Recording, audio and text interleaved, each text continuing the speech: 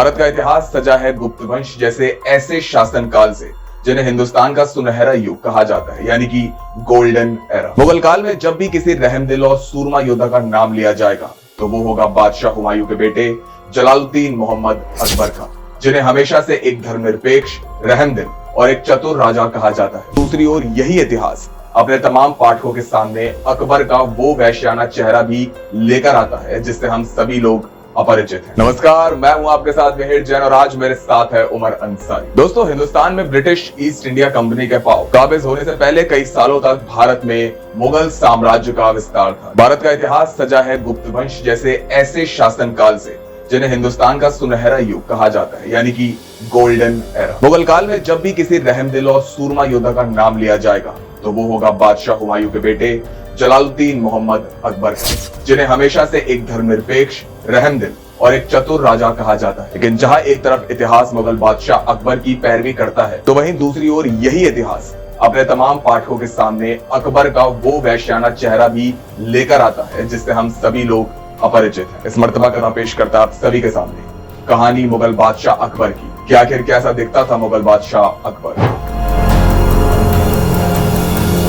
अकबर के व्यक्तित्व का सही आकलन कर पाने के लिए यही सही होगा कि हम अकबर और बाबर की पिछली पीढ़ी के बारे में जानें। मशहूर इतिहासकार विंसेंट आर्थर स्मिथ ने अपनी किताब अकबर द ग्रेट मुगल में लिखा है कि अकबर अपने पिता के खानदान से तैमूर लंग की सीधी 7वीं पीढ़ी से था और अपनी मां के खानदान से चंगेज खान के परिवार से ताल्लुक रखता था।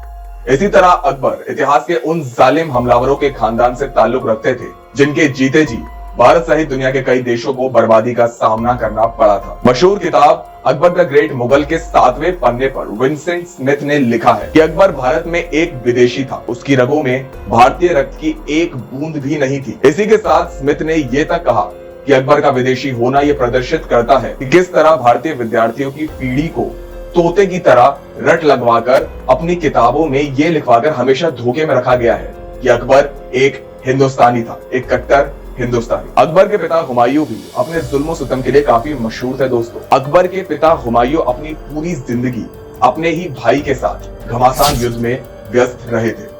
हुमायूं के भाई कामरान मिर्जा से भी उनका 36 का आंकड़ा रहा करता था। जब आपसी दुश्मनी के चलते हुमायूं के सगे भाई कामरान को मुगल सेना ने गिरफ्तार किया तब उन पर कई किस्म की यातनाएं ढाई गई थी। स्मिथ ने अपनी किताब के 20वें पृष्ठ पर लिखा है कि अपने भाई के कष्टों से हुमायूं को कोई दुख या हमदर्दी नहीं थी। कामरान को उनके आवाज से घसीटकर बाहर लाया गया था एक बार, जिसके बाद उन्हें लिटाया गया और जब उनके घुटनों पर एक आदमी बैठ गया तब 2 धार की तेज नोकदार नश्तर कामरान की आंखों में घुसेड़ दी गई थी। अक्सर मुगल दौर में ऐसी नश्तर जानवर के शरीर की चीड़-फाड़ करने के लिए इस्तेमाल करी जाती थी। अपने भाई कामरान की आंखें फुड़वा देने के बाद हुमायूं ने थोड़ा सा नींबू का रस और नमक उनकी आंखों में डलवा दिया और इसके तुरंत बाद पहरेदारों के साथ चलने के लिए उसको घोड़े की पीठ पर बैठा दिया गया। अकबर द ग्रेट मुगल के पृष्ठ 242 पर विंसेंट स्मिथ ने अकबर की शारीरिक विशिष्टता के बारे में भी जिक्र किया है।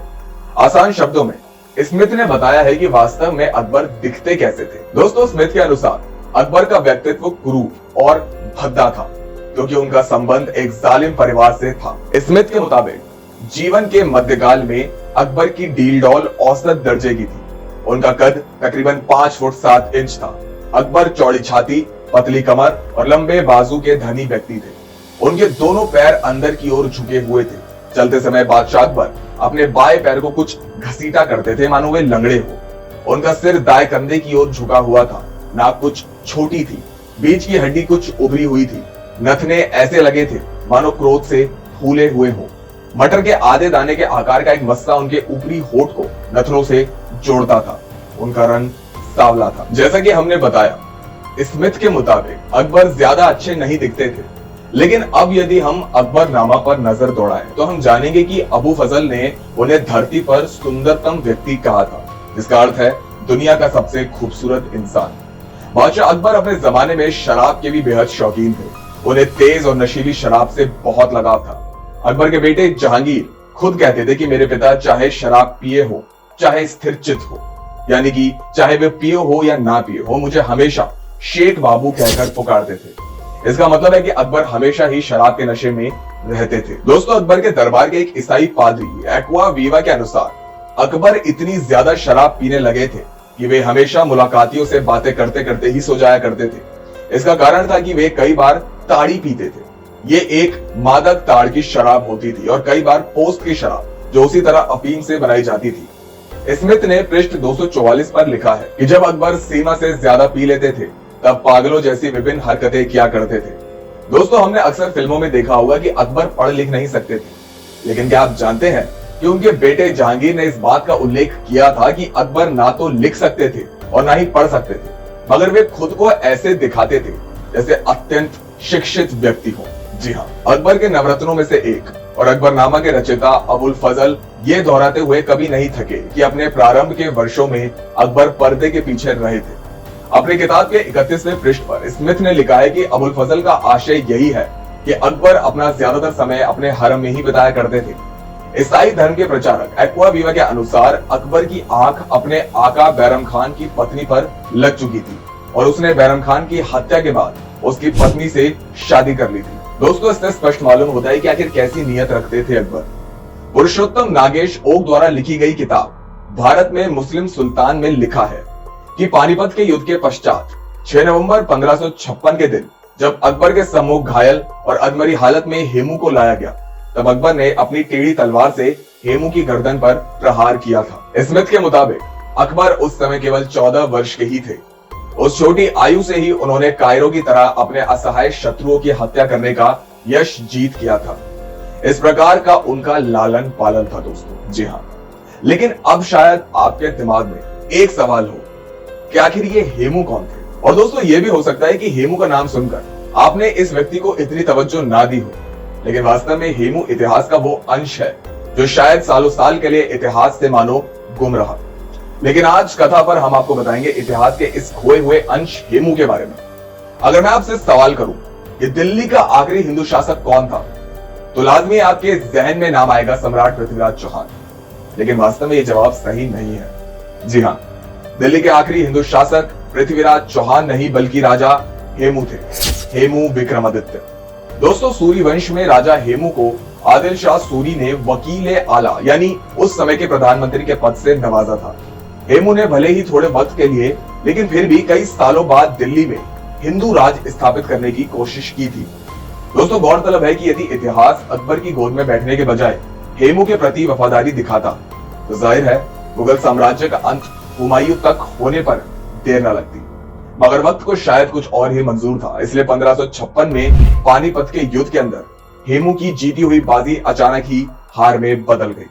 दोस्तों, यदि आप कथा पर हेमू विक्रमादित्य की कहानी सुनना पसंद करें तो हमें कमेंट बॉक्स में जरूर बताएं। बहरहाल, पानीपत की लड़ाई के बाद अकबर की विजयी सेना सीधी दिल्ली की ओर कूच कर गई, जहां उनके लिए द्वार खोल दिए गए।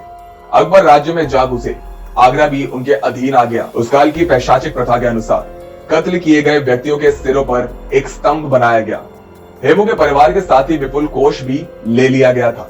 हेमू के वृद्ध पिता को मौत के घाट उतार दिया गया। गौरतलब है कि बादशाह अकबर के ऊपर सबसे बड़ा लालछन महान इतिहासकार कर्नल टॉड द्वारा लगाया गया था।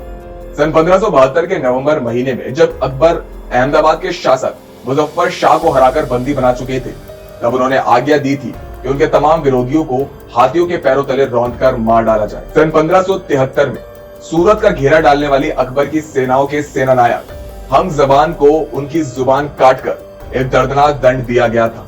अकबर के निकट संबंधी मसूद हुसैन मिर्जा की आंखों को सुई से सी दिया गया था, जबकि वे उनके विरुद्ध बगावत करने के बाद पकड़े गए थे। उनके अन्य 300 सहायकों के चेहरों पर गधे, भेड़ और कुत्तों की खाले चढ़ाकर अकबर के सम्मुख घसीट कर लाया गया था।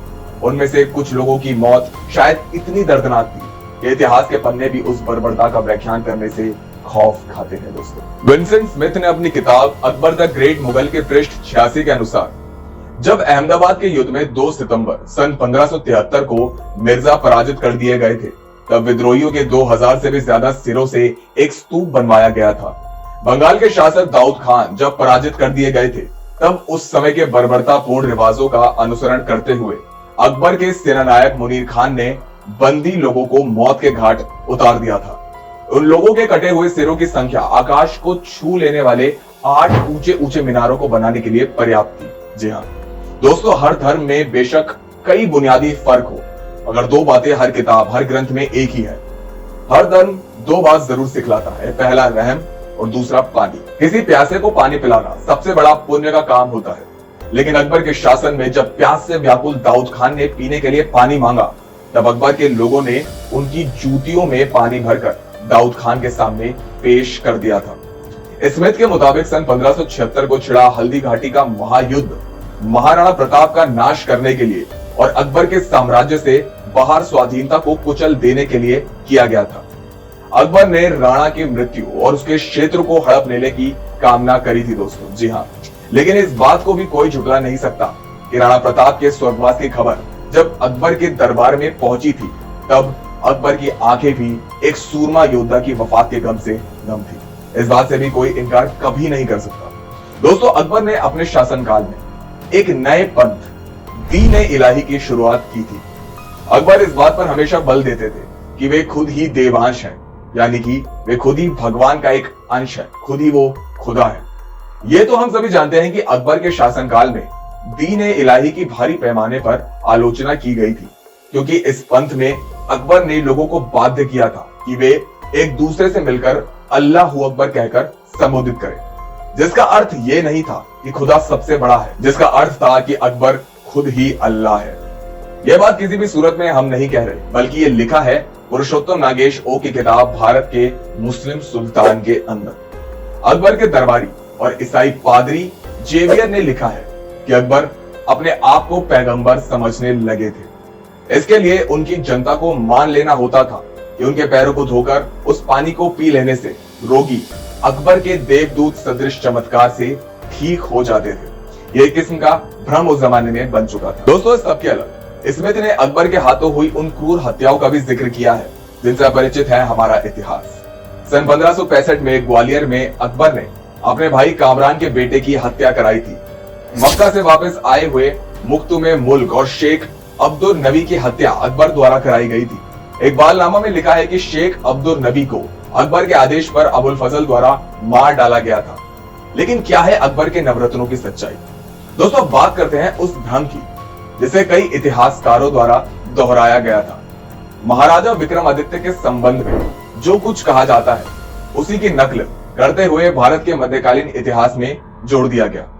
इतिहासकारों के अनुसार अकबर के पास भी ऐसे ही विशेष प्रतिभा संपन्न व्यक्तियों का एक विशाल समूह था जो अकबर के दरबार के नवरत्न कहलाए जाते थे। अकबर उनको मूर्खों के समूह से अधिक कुछ नहीं समझते थे। इतिहासकारों के अनुसार अकबरनामा में लिखा है कि यह भगवान की अनुकंपा ही थी कि मुझे कोई योग्य मंत्री ना मिला। ये बात खुद अकबर कह रहे हैं, अन्यथा लोग यही समझेंगे कि मेरे उपाय उन लोगों के द्वारा ही निर्धारित थे। दोस्तों, राजा तोडरमल जनता से धन वसूल करने की उस प्रणाली के निर्माण में ही लगे रहते थे जिसमें उनसे धन वसूली के लिए उन्हें कोड़े लगाए जाते थे या फिर उन्हें अपनी पत्नी और बच्चे बेचने पड़ते थे। अबुल फजल निर्लज्ज चापलूस का काला टीका माथे पे लगा चुके थे, जिनकी हत्या खुद शहजादे सलीम ने करी थी। इतिहासकार स्मिथ ने पृष्ठ 130 और 132 में लिखा है कि बीरबल युद्ध में दुश्मनों द्वारा मार डाले गए थे। विचार किया जाता है कि उन्हें एक जागीर दी गई थी जिसका सुख उन्हें कभी प्राप्त ही नहीं हुआ। तथाकथित वित्त मंत्री शाह मंसूर की हत्या तो खुद अबू फजल ने अकबर के ही आदेश पर की थी। इस किताब के अनुसार अपनी महिलाएं, पुत्र और भाई भतीजों को अकबर की सेवा में नियुक्त कर देने के बाद भी बदले में हताशा प्राप्त करने वाले राजा भगवान दास ने एक बार खुद ही अपना छुरा अपने पेट में घोंप दिया था। शराब के नशे में चूर अकबर ने एक बार मिर्जा राजा मानसिंह का गला तक दबाने की कोशिश करी थी। दोस्तों, राजा मानसिंह ने अपनी बहन मानबाई की शादी अकबर के बेटे सलीम यानी बादशाह जहांगीर से कराई थी, जिसके बाद इतिहास में बहुत से अंदाजे लगाए जाते हैं कि मानबाई की हत्या कर डाली गई थी, क्योंकि जहांगीरनामा के एक संस्करण में कहा गया है कि उन्होंने 3 दिनों तक अनशन किया था। यह बात हो रही है दोस्तों मानबाई, जो कि मिर्जा राजा मानसिंह की छोटी बहन थी। इसके बाद उनकी मृत्यु हो गई, मगर दूसरे संस्करण में लिखा है कि उन्होंने विष खा लिया था जिससे उनकी मौत हुई। ये सभी जानते हैं कि किसी के मरने के लिए 3 दिन का अनशन काफी नहीं होता है। तो दोस्तों, मुगल काल के बादशाह अकबर के बारे में ये थी कुछ ऐसी बातें जिनसे हम सभी अपरिचित हैं। बादशाह अकबर और मुगल साम्राज्य का वो काला अध्याय जिससे हम सभी, जो शायद हमें कभी बताया ही नहीं गया। इस वीडियो में हमने जो बात करी वो हमारी व्यक्तिगत सोच नहीं थी, लेकिन दोस्तों, इस पर आपकी क्या राय है, हमें कमेंट बॉक्स में जरूर बताएं। दोस्तों, वीडियो पसंद आई हो तो वीडियो को लाइक करें, शेयर करें, सब्सक्राइब करें और साथ ही बेल आइकन को भी जरूर दबाएं ताकि आपको हमारी तमाम वीडियोस की नोटिफिकेशन सबसे पहले मिल सके। सुमन अंसारी के साथ मिहिर जैन, कथा।